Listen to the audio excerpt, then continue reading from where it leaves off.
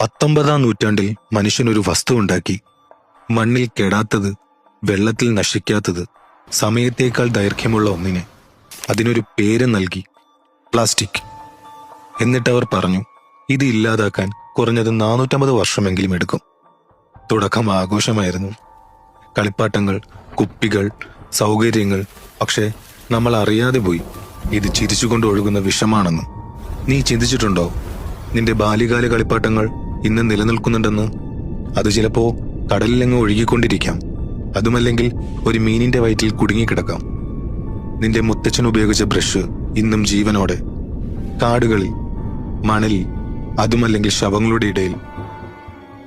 പ്രതിവർഷം നാം 400 million ton plastic നിർമ്മിക്കുന്നു. അതിൽ 80% നാം ഉപേക്ഷിക്കുകയാണ്. അത് നമ്മൾക്ക് ശേഷം സ്വയം ഇല്ലാതാകുമെന്ന് കരുതി. പക്ഷേ അത് ഇല്ലാതാകുന്നില്ല. പ്ലാസ്റ്റിക് നമ്മളെപ്പോലെ അനുഭൂതി കാണിക്കാറില്ല. ഓർക്കുക, ഓരോ കുപ്പിയും ഓരോ തിളങ്ങുന്ന പാക്കറ്റും ഇന്നും ഭൂമിയിലാണ്.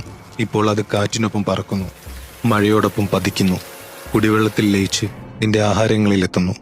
ആഴ്ചയിൽ ഒരിക്കൽ നിന്റെ ശരീരത്തിലേക്ക് ഒരു ക്രെഡിറ്റ് കാർഡ് തൂക്കമുള്ള പ്ലാസ്റ്റിക് നീ കഴിക്കുകയാണ്. കടൽ ഇനി ഭക്ഷണം തരില്ല. അത് തിരിച്ചു തരുന്നത് പ്ലാസ്റ്റിക് കുപ്പികളെയാണ്. കുട്ടികൾക്ക് ബുക്കിൽ പച്ചപ്പാണ് നാം കാണിച്ചു കൊടുത്തത്. എന്നാൽ യാഥാർത്ഥ്യത്തിൽ മാലിന്യ കൂമ്പാരവും. നാം മരിക്കുമ്പോൾ നമ്മുടെ അസ്ഥികൾ പൊടിയും. പക്ഷേ നാം വിട്ടുപോയ പ്ലാസ്റ്റിക് അത് തുടരും. നാം ഇല്ലാതാകും. പക്ഷെ പ്ലാസ്റ്റിക് അത് നിലനിൽക്കും കാലാകാലം.